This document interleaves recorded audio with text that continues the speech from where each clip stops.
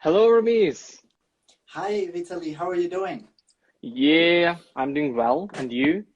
I'm doing perfect. Thank you so much. So, first of all, I want to thank for accepting my invitation and participating in live, especially Instagram live, when anyone can ask a question and react to that. Right, right. Definitely, it requires extra efforts and kind of courage, let's say. Yeah. Thank you for that. Thank you for joining. No, thank you very much for organizing this, for facilitating the conversation. It's always good to talk to young people. And after the UNU delegate program, we had an opportunity to speak there, to meet, and not a lot of UNU delegates moving forward kept the conversation, or they didn't have an opportunity to be in touch and to do things together. But I'm really happy that we're doing this conversation. During whole conversation, you can freely ask a question to our guest, to Ramis. So, Ramis, you are first ever US delegate of Afghanistan to the United Nations. How was it? What was the selection process? Why exactly you, in your opinion, exactly you won that race? It's a good question, and first of all, it was a joint initiative of the Embassy of the Netherlands, or and the Director of Foreign Affairs, the Afghan mission to the UN, and a youth organization, Afghans for Progressive Thinking. So they launched this program for the first time in Afghanistan, and they launched the call for application, and I applied. There were 4 rounds of competition. We submitted an online application along with a video and our writing statements and essays, and then there were 2 rounds of interviews, and then a final round of a debate or a public speaking competition between the three top applicants, where there were representatives from the United Nations, from UNAMA. You know, UNAMA is the United Nations Secretary General Special Envoy in Afghanistan. He was there as a jury. The Minister of Foreign Affairs of the Netherlands traveled to Kabul to be among the jury. He was there, and a deputy minister from Afghanistan was there, and the director of the youth organization was among the jury. It was a tough competition, but I think I had some skills to present my thoughts in a more organized manner, and that's why I think I worked hard for it. So I was selected. But even before that, I was involved working with young people in Afghanistan. I had traveled to Afghanistan, to all 34 provinces. So it was a great experience. In that term, I was the first person being selected. But now the program is going forward. Now there's currently a second youth representative from Afghanistan to the selection process. For the third is underway. So there's going to be a new youth representative from Afghanistan to the UN. And the good thing was that I think the UN youth delegate program in Afghanistan got more support and more exposure than in other countries, honestly speaking, because if you remember in 2018, I think I was the only person invited to brief to the UN Security Council. Not other Exactly. youth delegates got a chance to speak at the UN Security Council. So I think that was a great opportunity.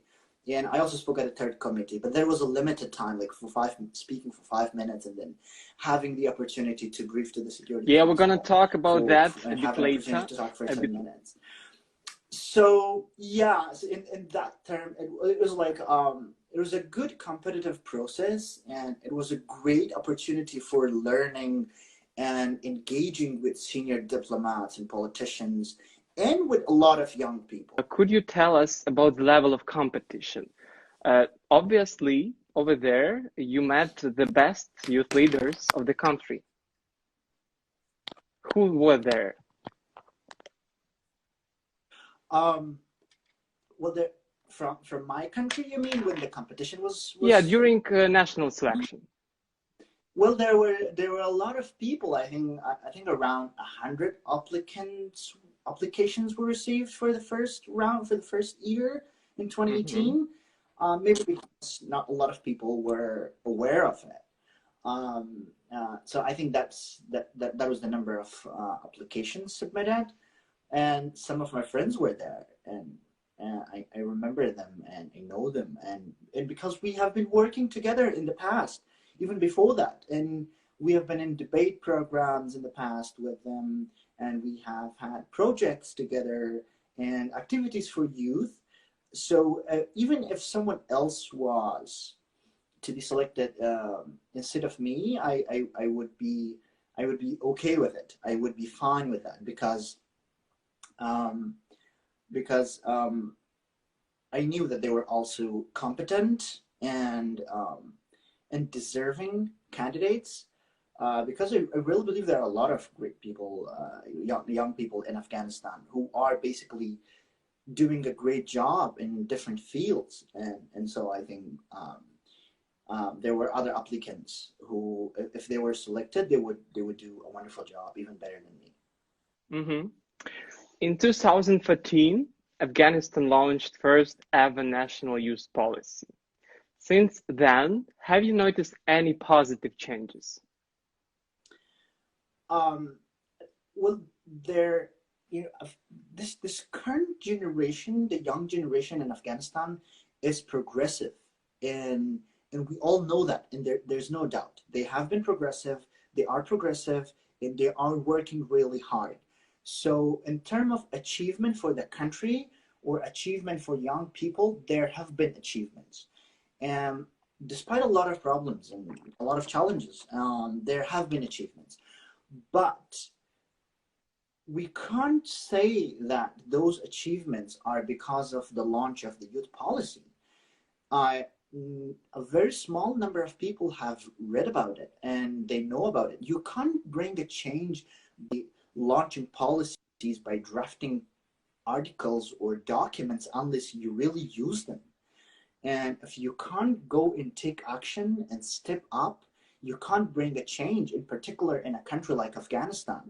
Um, Two-thirds of the country is under the age of 25. So we are the youngest country in Asia, and you can't make. And there are a lot of challenges. There's conflict. There's unemployment.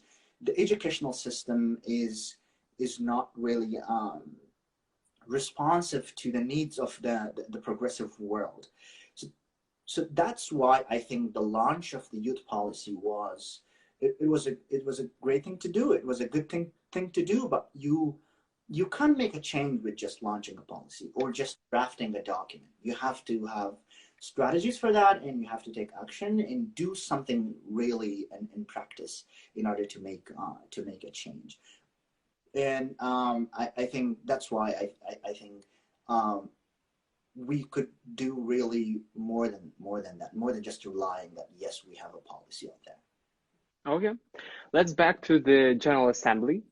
Definitely, delivering a speech at the Security Council is not an everyday thing. So, who invited you to participate in, and how was it?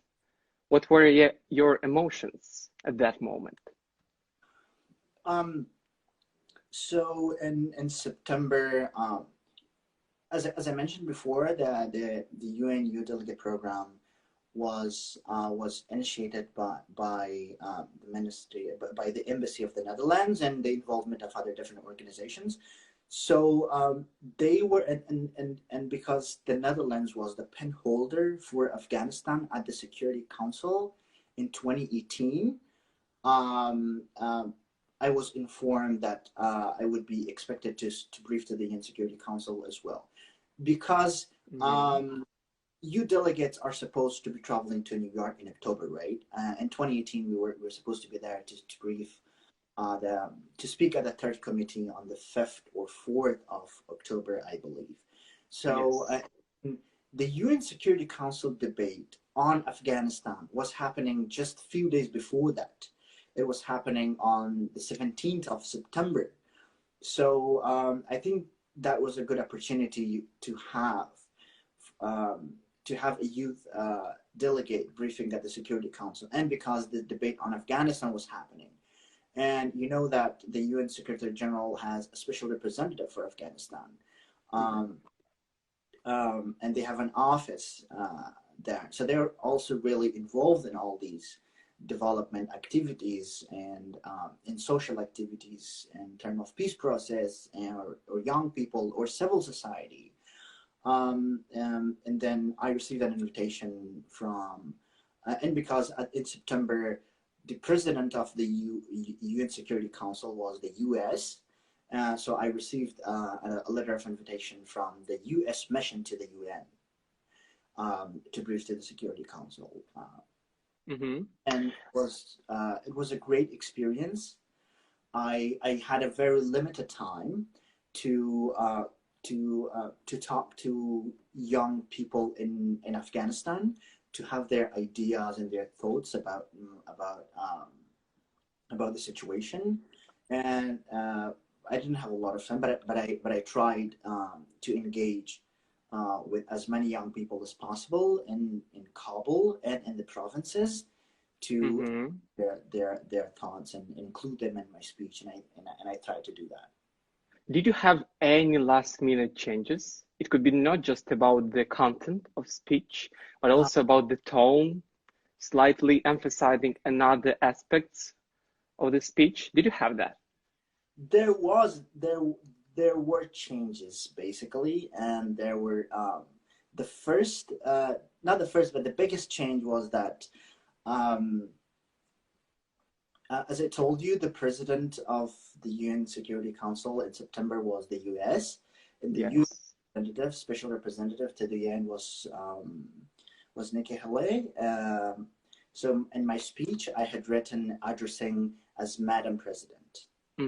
But then in the last minute, when we entered to the Security Council room, I was notified, and it was just 2-3 minutes before starting. So I was informed that that the ambassador and the special representative of the US is not going to be there, but the deputy ambassador, the deputy representative of the US to the UN, will be chairing the debate. So we had to change addressing Madam President to Mr. President. And that was not a good change for me, because I was already a little bit nervous, considering the fact that, you have to speak there in a room that you have never been there. And it was not, I don't think it was difficult for other speakers, because they have been there more than a dozen of times.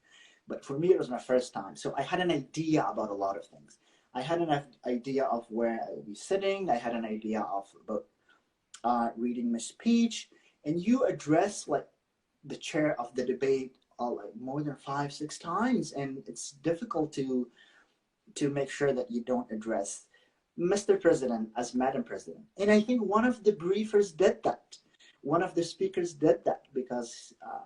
confused, yeah? Sorry, what? Confused. Yeah, confused. And that was, but I could manage that. So I managed that, but that was a change. And I didn't have my badge. Always a badge problem. I didn't have my badge to be able to get access to the Security Council room. So that was a last minute thing to solve. But it was figured out. It was solved very quickly by the mission of the Netherlands to the UN. Okay, let's move on. Obligations under the mandate. In Ukraine, for example, with my co-delegate, we had to launch on a project concerning SDGs implementation. It was called Youth Ambassadors of the UN Ideas. And beside participating in the General Assembly, what were you supposed to do? As you know, there have not been clear mandates for you and youth delegates. First of all, because it's entirely a volunteer thing to do. And I had a full-time job when I was in Afghanistan. And I think all other youth delegates are busy full-time in something else beside being their country's UN youth representative, or their country's youth representative to the UN. So there was a lot of expectations. There was a lot of things to do, but I really tried to be as engaged and active as possible. So I was expected to speak at the UN Security Council. I spoke at the third committee at the General Assembly, and I organized a side event at the Mission of Netherlands, and we had Afghanistan special representative to the UN. We had youth delegates from different countries, and I organized that in collaboration with youth delegates of the Netherlands. So that was a great collaboration. And I spoke at a panel discussion on youth, peace, and security at the Mission of Belgium. That was also a wonderful experience engaging in a conversation with UNDP's representative and the lead author on progress study on youth, peace, and security, Graham Simpson. I also traveled to Washington because I was invited by Counterpart International. Counterpart International is a global NGO. It's a global development organization that works with young people around the world. And they have been working in Afghanistan, I believe, for over now. And they have one of their programs for young people in Afghanistan back in 2014 and 15. And I was a member of that program. So it was a good opportunity for me to have a conversation about the rule of what they were doing and the impact of what they were doing in Afghanistan with young people, to reflect back on that when I was in the US. So they invited me to travel to DC, and I had an opportunity to speak with people at USAID and to talk to people at Counterpart International's headquarters.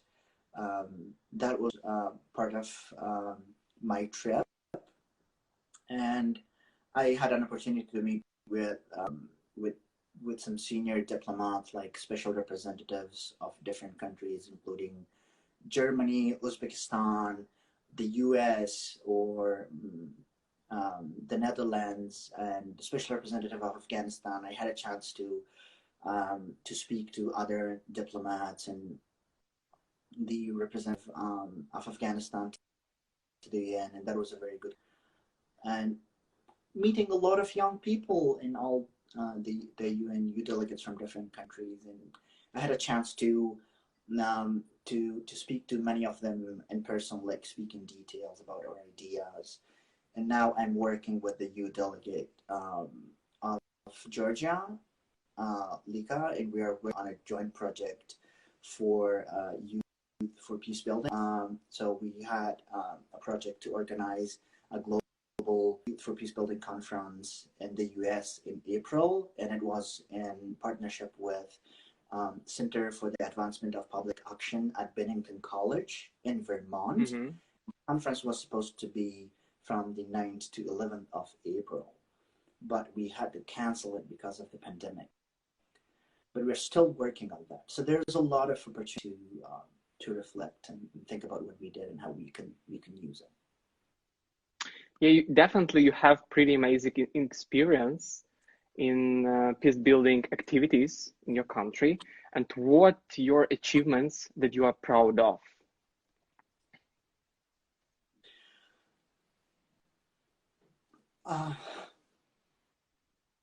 I think being my country's youth delegate to the UN is itself a great achievement. I'm really proud of that. Though it was a challenging responsibility, it was a difficult responsibility, and considering the fact, I think that was a great achievement. And all other things that happened under that program is part of that great achievement. But really, being your country's UN youth representative, it's a great achievement. Mm-hmm. And now, almost 2 years have passed. How would you define the role of Afghan youth delegate to the United Nations in a country peace process? So my mandate ended when Afghanistan had a second representative to the UN. But when I was in Afghanistan, when I had officially this responsibility, I tried to mobilize young people to raise their concerns in regards to talks about peace, because there were rapid peacemaking efforts with warring parties. One party is the legitimate elected government in Afghanistan, and another party is the Taliban. So there are a lot of concerns and there are a lot of questions that are not being answered. And the conversation was happening, and I think still is happening, is not as open and transparent as it needs to be. Because people have a lot of questions and they're not being provided with answers. That has created uncertainty. And what I tried to do was to engage in a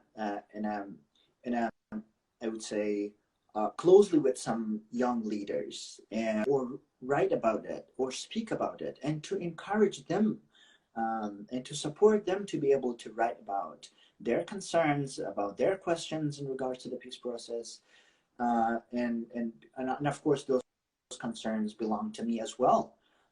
So I think the current youth representative is also doing a wonderful job. She's being engaged with a lot of young people in Kabul and in the provinces, but it's all other young leaders doing good things, and there is action, there is desire for peace in Afghanistan, and there is energy, but people are not mobilized, they are not united um, um, to do what they're, I believe, expected to do.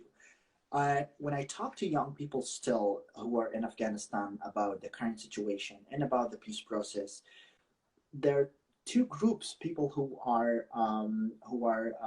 thinking positive, and people who are thinking negative, who are not really hopeful. And people who were optimistic, who are positive about it, is not because they're either supporting one group or another.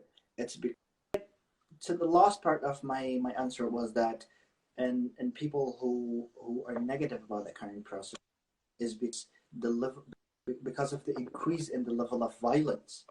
Um, um, More than 1,000 civilians have been killed in terrorist activities, mostly conducted by the Taliban in Afghanistan in the past few months. And that's a big reason that people are negative about the current process, and I think that's legitimate.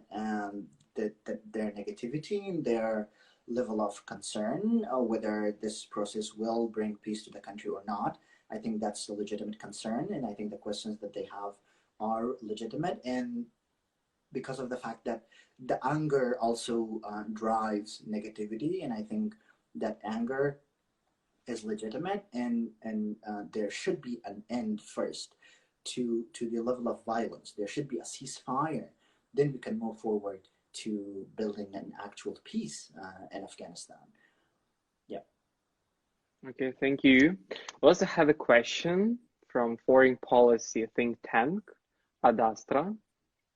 What are the odds for UN special representatives to get involved as mediators in intra-Afghan negotiations?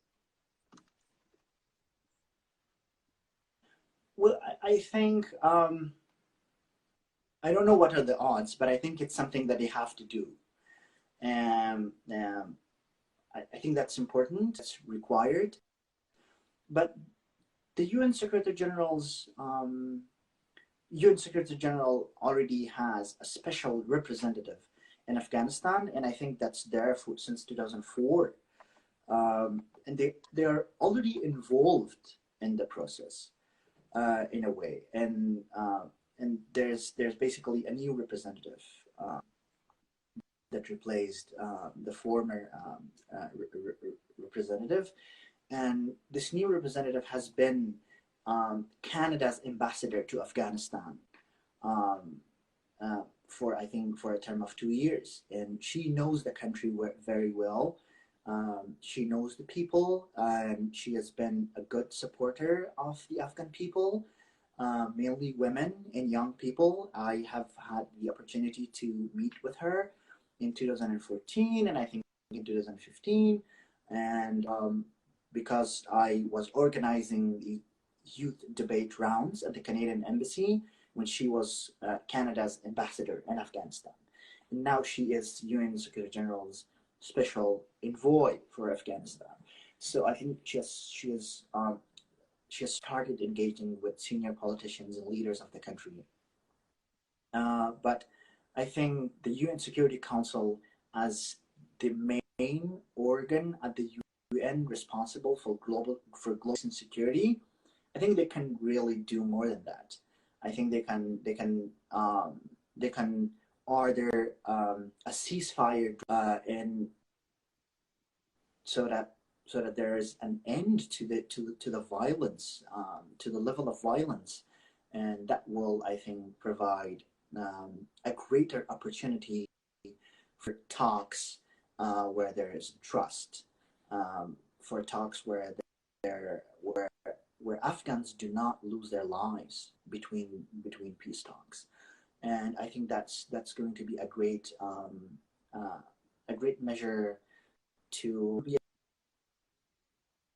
response basically to insecurity, and I think we should initiate all the things that we are doing are not activities to basically build peace, because peace is something more than just the absence of direct violence. I think the first thing everybody should be doing is to advocate for a response to insecurity, to basically restore security, so that can all Afghans talk about peace and talk about their disagreements and about reconciliation. I personally am not against, I do not discourage any kinds of talks, because I think there's always a good way in speaking, in talking and listening than violence and conflict. Mm-hmm. We also got a question. What is Afghanistan's greatest strength? Well, Afghanistan is the graveyard of empires. I think Afghans are. I think their greatest strength is that Afghans are resilient. They are really, really resilient. Afghan has been hit relentlessly by war, by conflict for 40 years now.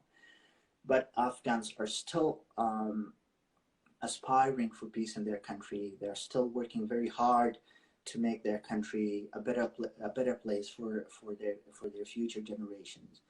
And if you look at young people in Afghanistan, they are very energetic. They're enthusiastic, and that generation wasn't there before.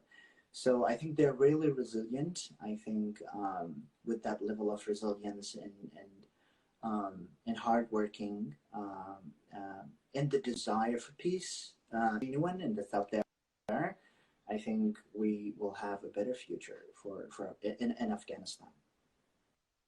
Okay, now the question, what are the compromises Afghans can afford in the peace process? Well, I think that is basically the question that we have to ask Afghans.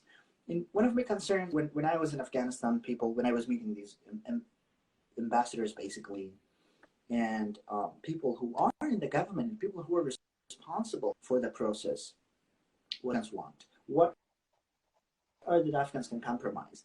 I don't know. We have to go and ask. We have to go and ask Afghan people and find out what is that they can compromise.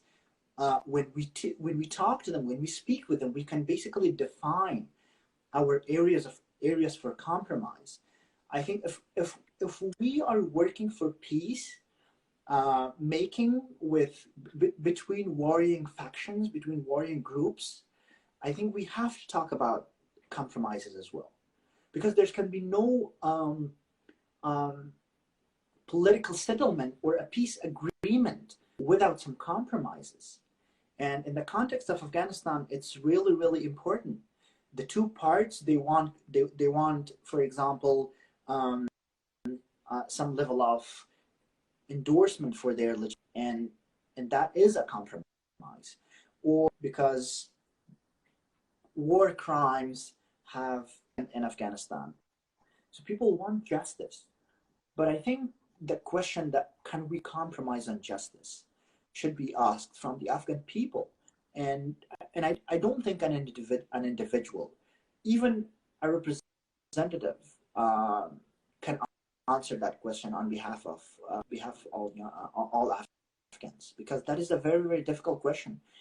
End the conflict and we want to solve this problem, we have to have time and the patience and the energy to go and talk to Afghans and see what are that they can compromise, or what are their red lines. We talk about some of our red lines, but we have to talk about our compromises as well.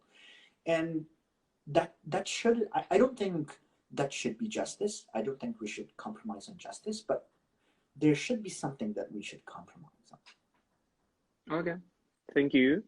What are 5 tips? That's a very good answer. What are the 5 tips to active youth from Ramiz? To active, to what? To active mobilize youth. Young people? Probably to motivate, to mobilize as well. I think if the question is, what are the 5 steps to mobilize a collective action between young people, to mobilize young people, to activate maybe young people, if that is the question, I think the first step is that you have to consider the context of your community in your society. So you can basically exercise leadership when you have influence in a society, and you can exercise leadership when you have some influence or zero influence. I think if you're starting first in the beginning, the first step would be to realize and find out who are your constituents, who are the people that you are going to be talking to, what is the problem that you're going to solve, and determine your level of influence in that specific community, in that specific society, so that you know where to start and to who to speak to. And I say that because it's important to know whether you have an influence or not. Because with some level of influence, there are opportunities, there are advantages and disadvantages. And the second step is to start engaging with young people, with young leaders. They do not need to be people who are already known, who have already done great things. You can just start having activities or a conversation with your classmates, with your friends, or with your fellows in some groups. And the third is, I think, to go for opportunities, to see what opportunity is there, to grab that opportunity and to create opportunities. I think we have to work hard. I think we have to consider the level of competence in today's competitive world. So we have to go for a lot of opportunities.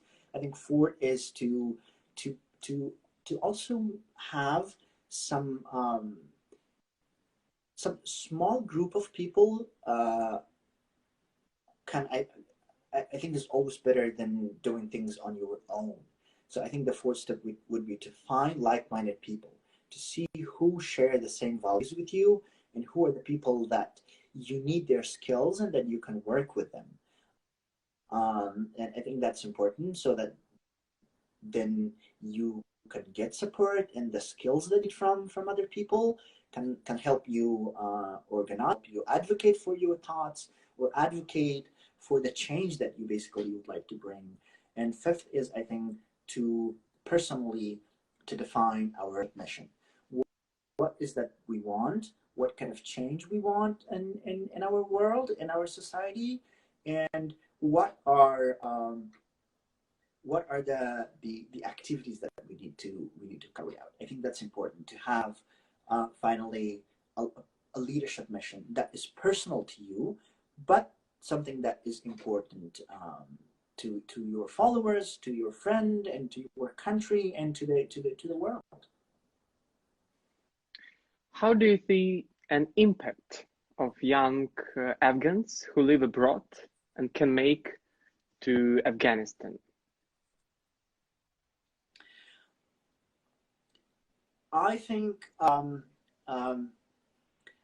you don't have to think that you have to be physically somewhere in order to be able to do something that is good for that country or for that community or for that specific group of people. I think if someone is in Afghanistan, they can basically actually do greater big things. But if you're not there, there is always a way to do something and to contribute. But the change would be to do it like more on an individual level. And I can give you my own example. I'm not in Afghanistan for a year now, but I try to see people, I talk to them, and I mentor people. I get mentorship from people. I speak with people who are in Afghanistan who gave me ideas and what's going on there, and we share our knowledge together. And I think other Afghans can do the same. If you're not in Afghanistan, you still can do something to engage with people, maybe on from a group level to an individual level. Yeah.